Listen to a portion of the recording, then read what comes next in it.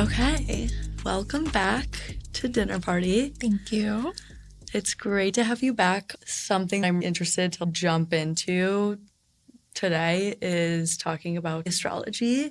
I think you've done a great job in your personal life, which I need to talk to you more about, of reading the astrology and really being able to see the shifts and trends and what's going to happen. And obviously a tool for prediction, but I think right now it is very helpful to look at the energy. There's two things that are top of mind for me with this, and maybe it's gonna go to a dark place that we don't want to stoke the fires of. I think there's an eclipse coming up this weekend. As soon as I wake up, I texted, I was like, I feel like Crazy. Kanye West. I can't be managed today, not by myself. I could feel the rage flowing in my veins. Our podcast episode today is going to be Alex Jones level insane and unhinged, but I don't think is a bad thing, but also like I could just feel that energy. It's a Virgo eclipse, which is my moon, so it would probably feel a little more heavy.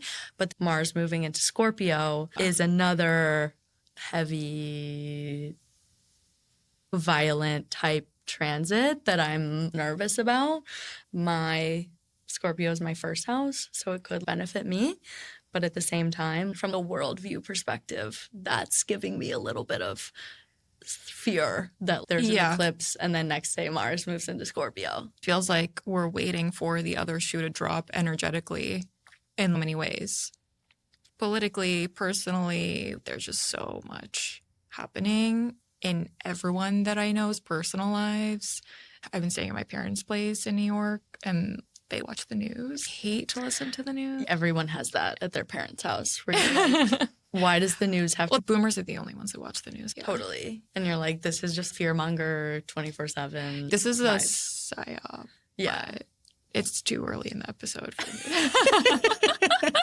We're like, okay, yeah, Alex Jones vibes. So like we can get into that whenever. But I'm also like, yeah, podcast is meant to be the opposite energy to the news. We're doing something creative and good here. No one can have that conversation with their parents, you know. They grew up in communism. They understand propaganda. True. I don't know what your thoughts on this weekend are. I woke up feeling angsty. It's New York's energy. The lunar eclipse was in Pisces. That was a really emotional part of the month. I generally love Virgo energy. So I feel like Sunday will be potentially a good bookend to... Virgo's a very non-emotional energy. Pisces is like one of the, like next to Cancer, like the most emotional energy. Yeah. Yes. So I am much more comfortable with this part of the month being more like anger and aggression or being weepy and sad. Yes, and so do I very recently, but that's like a different conversation. The funny part is they are opposites. Are they 6 months apart? They're the Virgo-Pisces axis. I think that part of the zodiac is a bit more like that. Scorpio is really opposing to Pisces as well in terms of like energetics. Scorpio's the fire sign of water signs. I moved from a weepy energy into a more fiery frustration, anger type feeling, and it felt really good. I see some changes coming this weekend. Maybe a nice bookend. I don't know. But I'm a little nervous. There's another big transit the next day that's more aggressive. I don't know if I'm feeling the eclipse energy or Mars moving. Probably Mars. It's the planet of war. That's what makes me nervous. I'm not an astrologer. It's a hobby I've taken too far. In London, people would be like, how into this astrology thing are you? And I was like, I don't know, like enough to ask you questions about it, but I can't do transit analysis off the top of my head. The 2 weeks between the eclipses have felt like no man's land. Last week was insane. That's scary. I don't like to fearmonger. A lot of the astrologers I've seen on social media have been like, there is going to be unrest or something like that. Which there was. There were many protests, but it's always less intense than they say. They said that there would be crazy protests in Paris on the 10th. This is what you're going to do to stay safe. I was in Paris and there were no protests. They were there, but they wanted to take away 2 vacation days or something like that, which is so French. You can't take away our vacation. We're going to take another vacation day to protest that. Yeah. Like, Literally. you're on vacation for 4 months out of the year. I've never been in Paris and there hasn't been a protest. There were protests in London. The Parliament building at Paul was on fire. They elected an official on Discord. Yeah, they elected their new leader on Discord. It's more decentralized WhatsApp. Okay. Yeah, Or it's like Telegram. Oh. But it's used more by gamers. Oh, I thought it was like a gamer thing. Yeah. But Anyway. it's like their chat room. Yeah. Something. And then there's just been so many shootings in the U.S. this month. Charlie Kirk last week. It's been wild. 2 very public murders in the U.S., like back to back on like the anniversary of 9/11, which obviously I think is more potent in New York. At the same time, you can't avoid it here. I was going for a run by the Brooklyn Bridge. There was a helicopter hovering over the Brooklyn Bridge because I think there was like threats on the bridge. It was like one of the like annual 9/11 threats, terrorist threats. So I think they were just like monitoring, but it had such a like ominous vibe to it. I was like, oh my God, you could hear the blades hovering over. I'm trying to go for a run. This week feels dark. Hopefully it improves in some way. You're looking to me to be like, oh, it's all gonna get better. And like, I see how they affect me. I'll do transit analysis and stuff. That's what you were referencing. There's been some things that have been in the works this week, which I had predicted when I was doing my 2025 transit analysis last fall for myself and my husband. I'm trying to think about how to talk about it. You can share as much or as little, but the bottom line is you were right.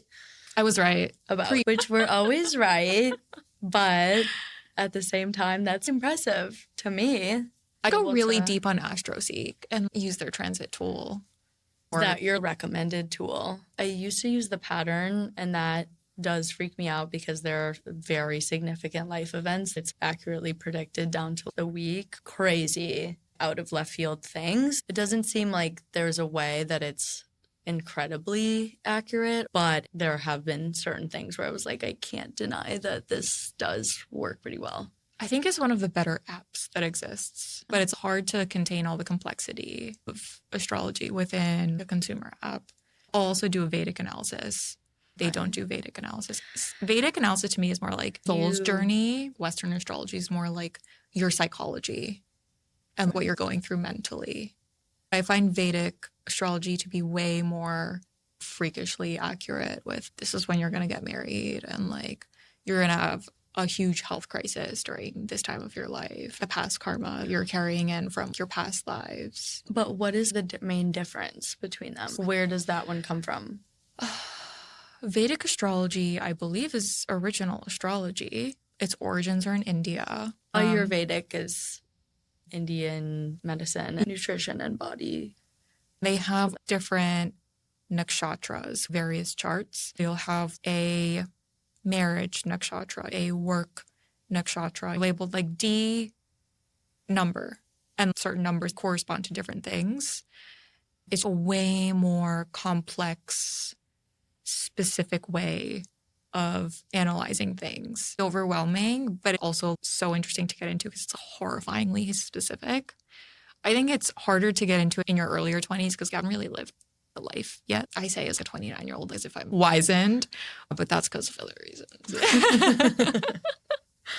It's more interesting after life-altering stuff that makes you reckon with mortality. It's a lot more intense. And sometimes scary because if it's predictive or prescriptive, you feel like it's destined. That to me can be a little bit like I could find myself being very obsessive. I get that way with astrology normally. That's why I go through phases. Sometimes I'm coming out of a lot of really hard transits. So now it's like me looking to it as confirmation. Okay, this is like going to energize me and this is going to bring me luck or good fortune in this area. I think like next summer, Jupiter's in Leo, which I think will be very good for actually both of us. In my 10th house, looking at things like that and being like, okay, this is something that's like a positive and I can choose to see it that way. And Yeah. that's like empowering to me of like how to manifest and like work within the energies that exist. Yeah. Can override that. Free will. Yeah. Yeah. And like, It could be a great time. Like, opportunistically, it could hypothetically be a great time. Then you do nothing with it. Yeah. It goes nowhere. Exactly. Or vice versa. It could be a hard time. You have free will, great karma, things work out. 100%. For me, I was obsessing about this because relationships are going to be hard. You're going to come up against a lot of hiccups in work. All these things feel like my Mars-Pluto transit has been insane, really hard. A lot of power struggles in relationships that feel extremely unnecessary. That is ending in 3 weeks. I'm so happy. I can feel it shifting. It's been a year and a half coming out of that now. These are more empowering transits. That was a lot of learning lessons. It's never fun to do the analysis from that perspective. Now I'm letting myself get back into it. But previously I was like, I need to cut this off and I can't obsess over it. I have a very obsessive type of personality is You're a what I've Scorpio realized. rising. Yeah. And Virgo moon. And Pluto's in my first house and Aquarius stellium. My personality is actually really weird and intense. So I'll constantly come back to it and spiral and read a lot. There was one point where I was super into human design, which I don't think is a bad thing. It's a tool. But it's really complicated. I read a book trying to understand it. I still don't feel like I really understand. There's all these gateways and portals in your body. And I'm this number 75. I was like, this is math overlaying these spiritual concepts, which personally is not for me. But I was super into that for a while just because it was another rabbit hole I could go down. I'm cracking up thinking about your previous episodes. She has so much range.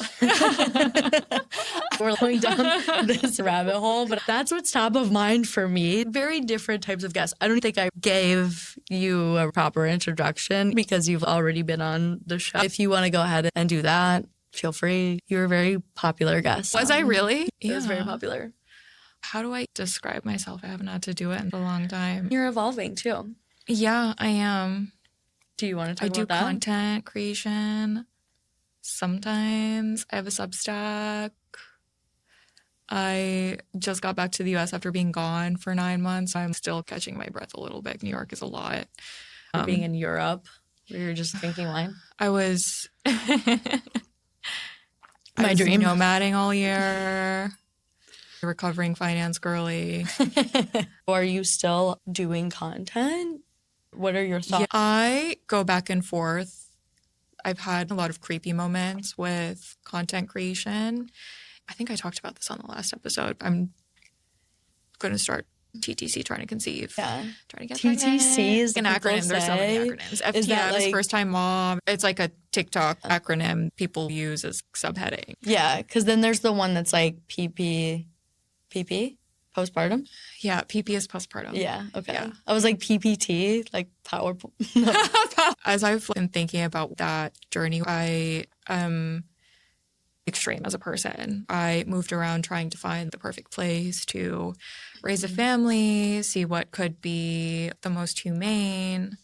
One of the reasons I love finance was because I didn't think I could have a career in the industry and be as dedicated a mother as I wanted to be. When things need to be taken seriously, I take them insanely seriously. Yeah. In another overthinking moment, I'm like, I don't know if I want to be online for this journey of my life because I've had weirdo stalkers and I don't want to be dealing with that when I'm pregnant. And I don't want to be dealing with people being freaks to my children. Like, What the weirdest thing that's happened? I don't know if I've talked to you about this. I can rank them. I hate talking about it. Mention this one because it's been a few years since it's If happened. it's like entertaining, funny, or super dark, not gonna bring down your vibe. Nothing bad happened in the end, but there was one person watching my Instagram stories, like, where are you? This is when in Nice for a few days and then in Paris, and they were like, I'm in France.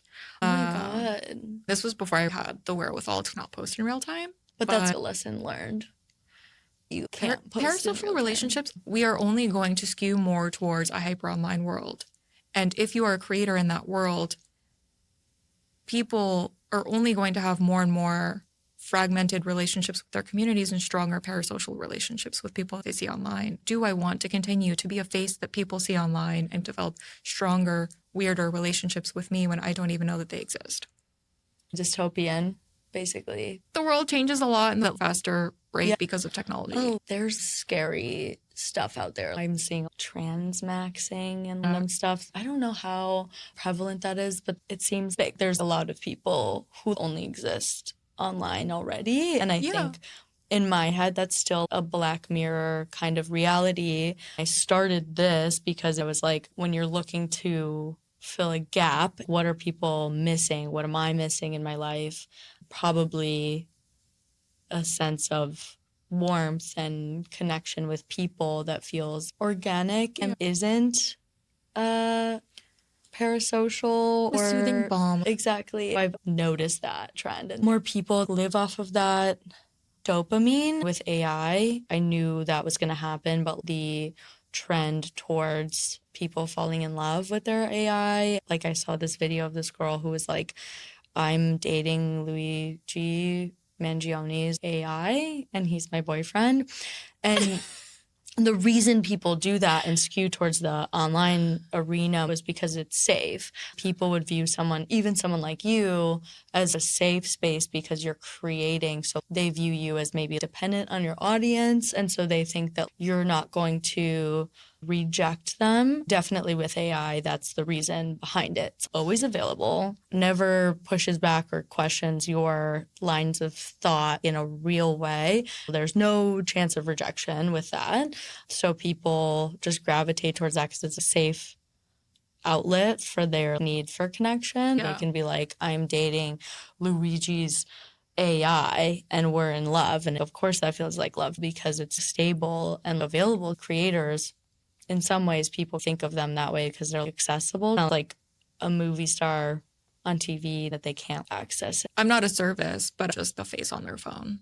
There are weird people. Oh, there's so many weird people. That would, I think they just like... There's also so many amazing people. I've had this conversation many times this week. Everyone's feeling really existential. Technology is just a tool. Technology is, in most forms, neutral and only highlights what is already in existence in human nature. Most bad things in humans are tied to our base animal instincts. And so it's like, those were already there. Those aren't like a side effect of 100%. any weird new stuff that's come out in the past 25 years, like with the internet. They're just being highlighted, and they're also like on these screens that we carry around with us 24/7. And so we see it all the time, so we're more aware of it. But if we touch grass, we realize everyone's actually a lot more normal and connected, conscientious and caring in real life than they seem online. There's going to be, like, the tales of society are going to get a little bit more extreme, a little more weird, because that's how algorithms work. We are going to become more hyper individualistic as a society, but that's okay.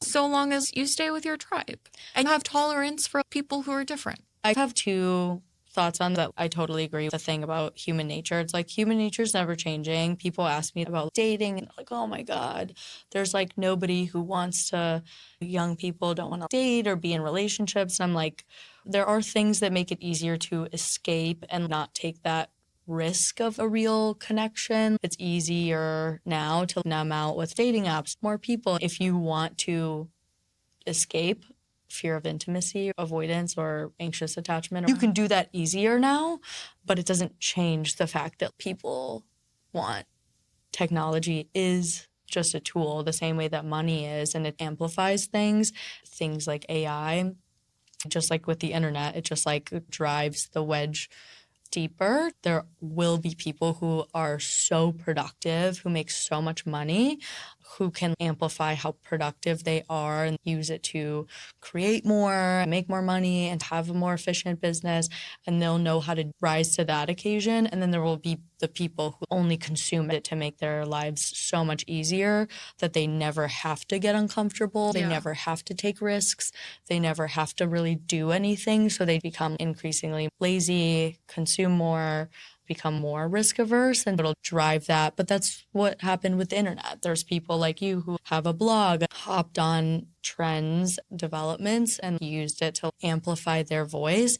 And then there's a lot of people who it's pretty much destroyed their social life or their ability to connect with other people. Yeah. And that's just part of it. I was talking to one of my friends recently who's also a creative, and we were just talking about how because of that, it's so important to always be taking risks, to always be putting yourself out there, to be comfortable getting uncomfortable, because technology just makes life more comfortable. If you're not used to getting out of your comfort zone and taking risks, it will skew you the other way. It's important to have that in a community, which is also why I started this podcast, to connect with people who support something creative and risky. I think you were saying that you were going to take a break from content, or you're going back and forth. To touch back on astrology, every time Saturn moves back into Pisces, I do this thing where I'm, should I, shouldn't I?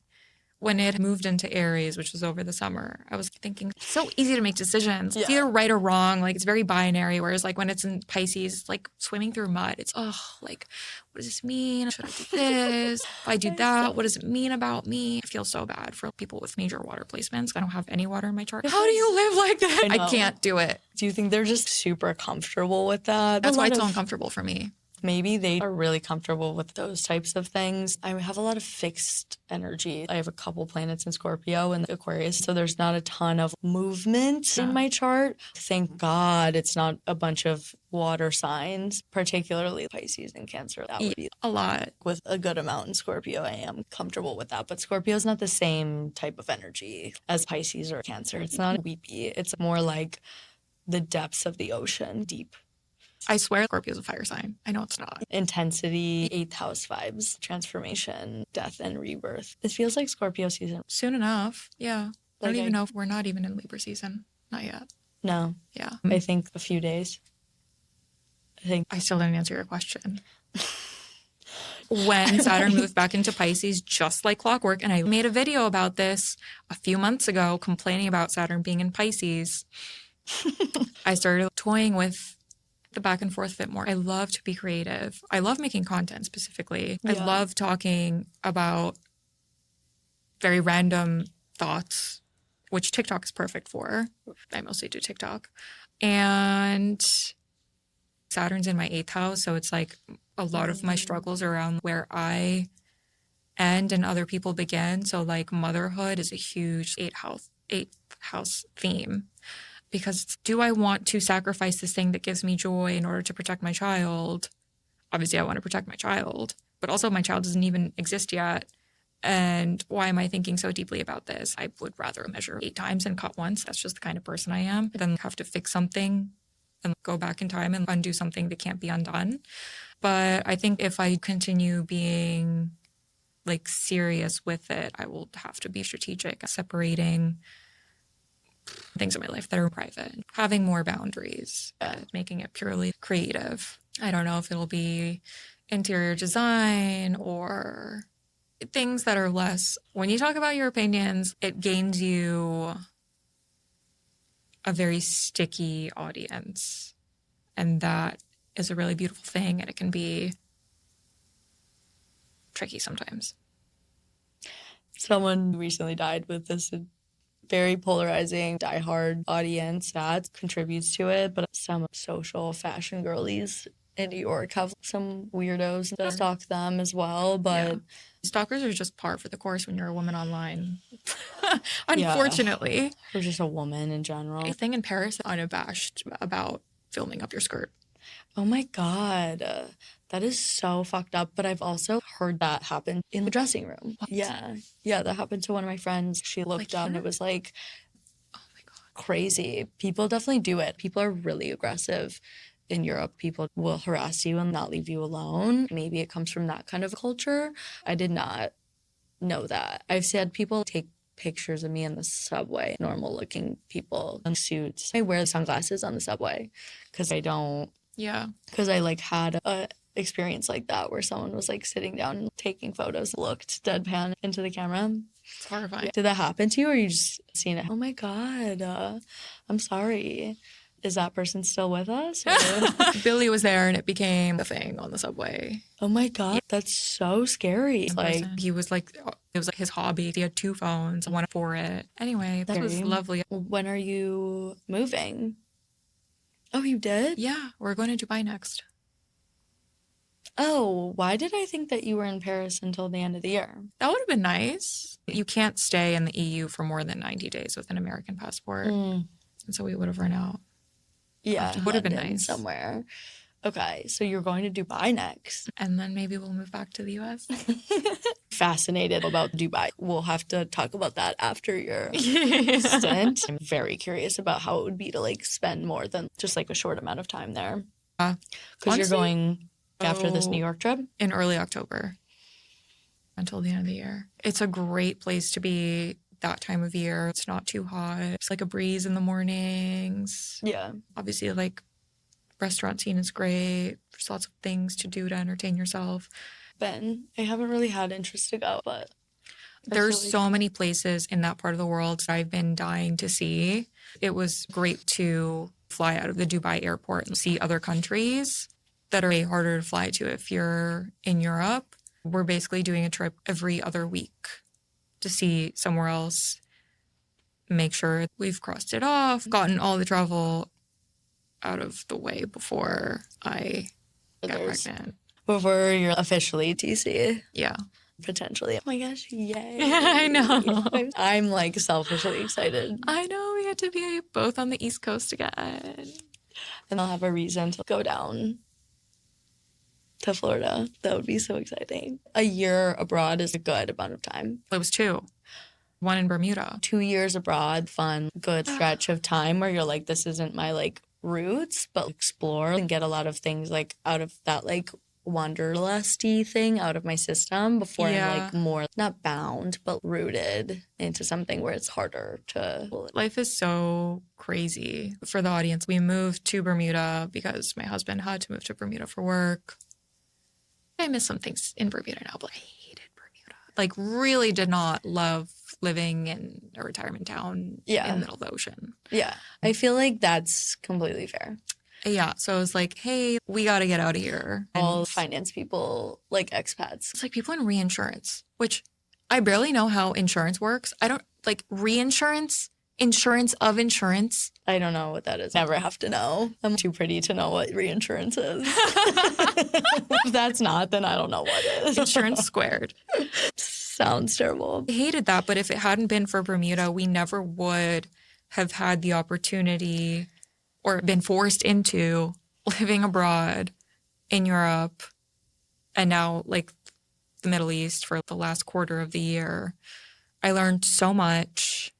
It's nice to go out and do it because you feel more comfortable coming back home. The grass is green where you water it. The last 2 weeks in Paris, week 5 and 6, I was like, I still miss home. I missed home in London. I missed home in Madrid. I'm here in my favorite city and I still miss home. As someone who gets bad analysis paralysis and decision fatigue and sometimes struggles with being like, oh, the grass could be greener. It was nice to be like, okay, I can feel good about being rooted and choosing one place because no place is perfect. And then you feel confident in your decision of where you want to settle down more so to TTC because then you're just like, oh, I've already tried out all these like kind of places that in my mind are like exotic or like very different and also spent some time in the other main city that I would probably want or have to live in based on Billy's job and your family. You can feel confident in the decision. I have to try different things and then be like, okay, now if I have all of this different data on how things make me feel and the energy of it, then I can make a decision of being like, this is what I actually want. And this is like what feeds my soul. What's your Venus in? My Venus is Aquarius. That makes sense. Mine's in Gemini. Also an air sign. It's an ADHD Venus sign. But yeah, it does feed into like my grass is always greener.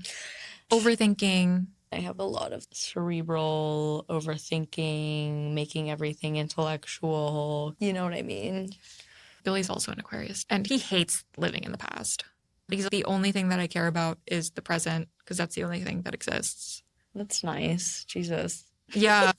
I'm like, okay, Billy. I'm Overthinks like, in other ways, but utilizes it for his job. Emotionally, not an overthinker. The opposite. I would love that. That sounds great. I think it's also Like a man thing, but also because we have similar general placements because we're the same age, but Yes. he's a couple days younger than me. And Yeah. he was born in the South, though, in Virginia. Yeah. For New York, it is the South. They have Southern accents. That's what I thought. So, yeah, it's definitely not the North. I haven't looked into the Venus thing as much. I know that you also know the astrocartography and stuff like that. I don't get how that works at all. I'm probably living in the exact wrong place for everything.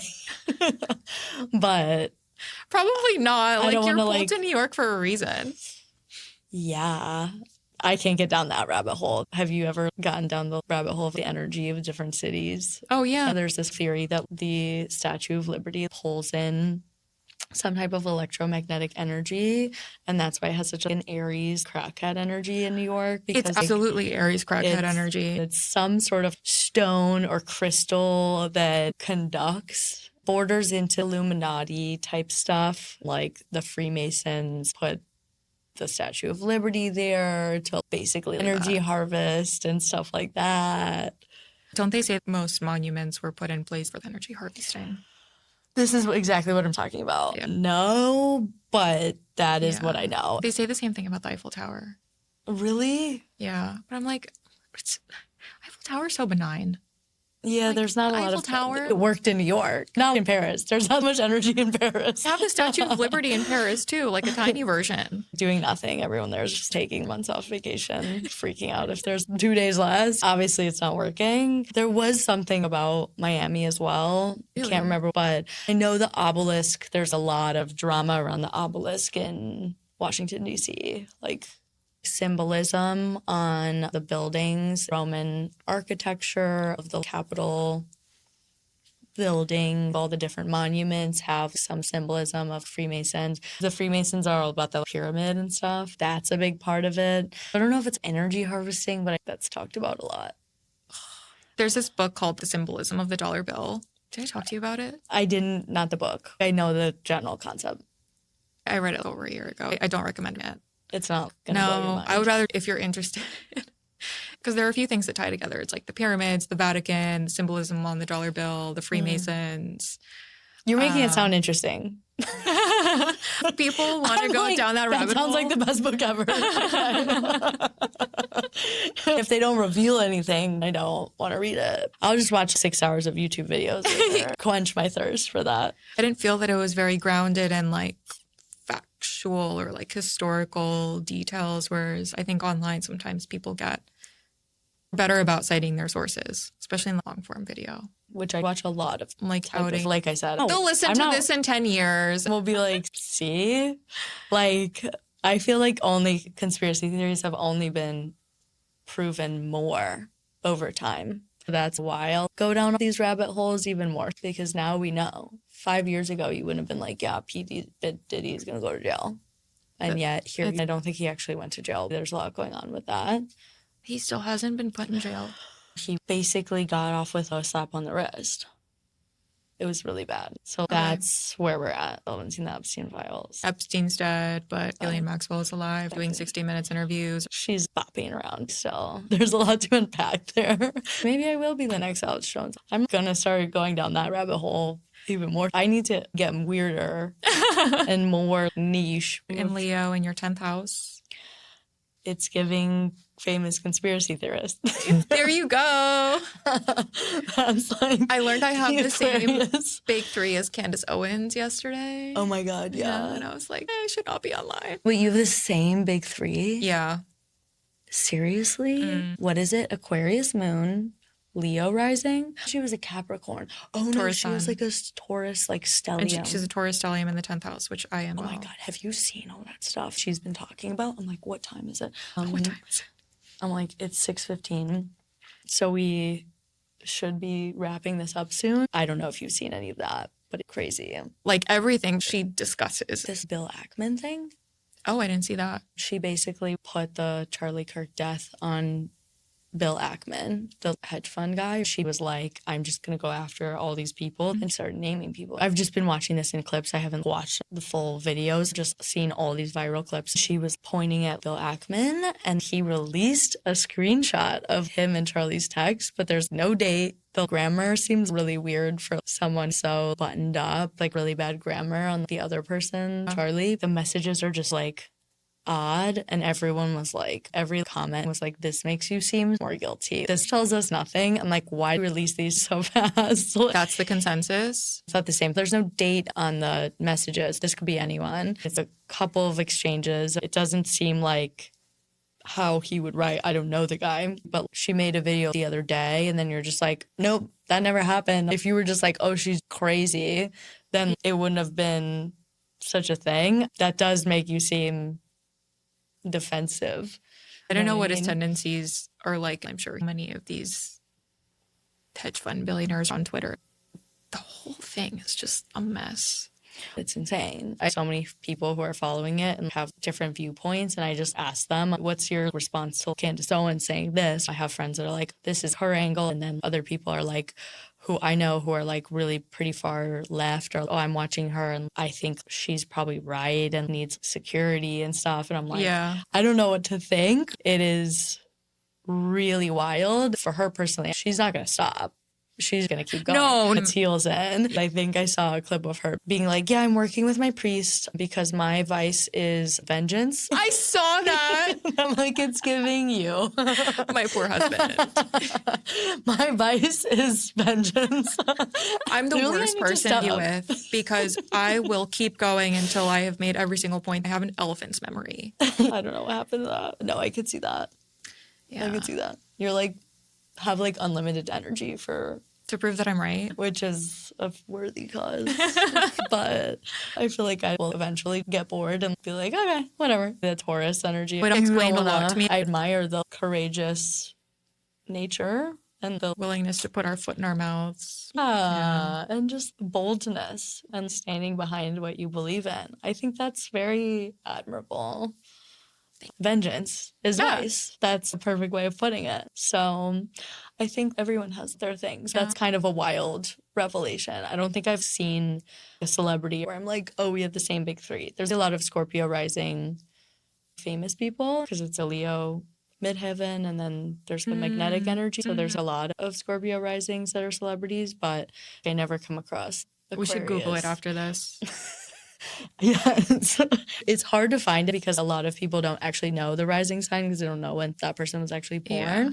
I think it's a big debate if Taylor Swift is Scorpio rising or not. We should find my person. I did that thing, ChatGPT, where it was like, what person from a movie do you think I most remind you of based on our conversations? And for me, it said the girl from Gone Girl. Oh, maybe it's her. That's probably the last thing that you want to be described. Even getting too deep with your thoughts on it. Yeah, that's basically what it said. But it also said if it had a human soul, it would want it to be like mine. So maybe I'm the one in love with my AI. It's like, you're too scary to have a real human boyfriend. Obviously. That's why you talk to me. We'll just Google it after this. Thank you so much for coming on. This was really fun. I am looking forward to having you back in the States, and we'll have to do another recap after your Dubai trip. Adventures. Like a stint. Yeah, like a little interlude. Interlude. Yeah, That's a good Dubai word. Interlude.